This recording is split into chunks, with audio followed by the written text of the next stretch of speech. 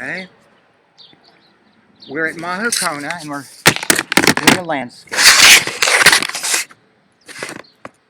Okay, here's the landscape and it's a little rough, you can see. So the first thing you do is kind of scrape off some, this is dry, maybe a couple weeks dry, so you scrape off some of the lumpy stuff you had, like this. Just kind of scrape some of that stuff off that will get in the way. That's something probably a lot of people don't know. This is on board, so cameras would rip. That's a lot of reasons why people use boards. Okay, now the main thing we want to think about is that's the painting.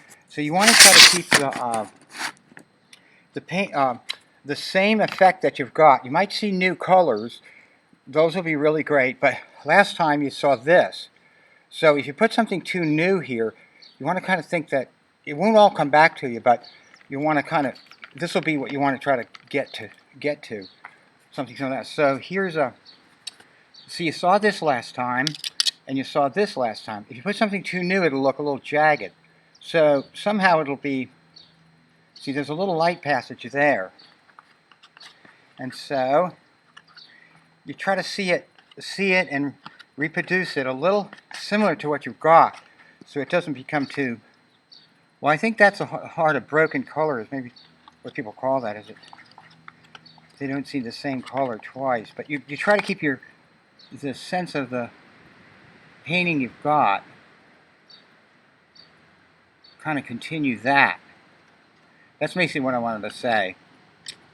Sort of keep it sort of like a similar. So this would be the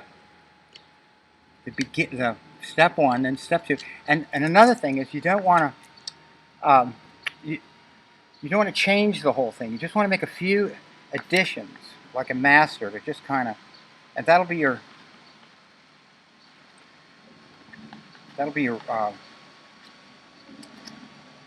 second shot in it. One shot is what we've talked about before, where one shot is where you kind of see that. See, that's kind of some of these little blue. So you want to make the same tree have this sort of color and light go up the same. That's why I come back to the same kind of time of day. But you don't.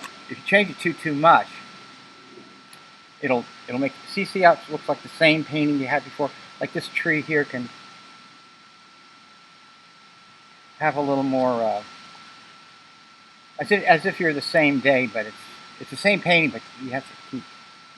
See, make that a little like that. And then, like, here's a little...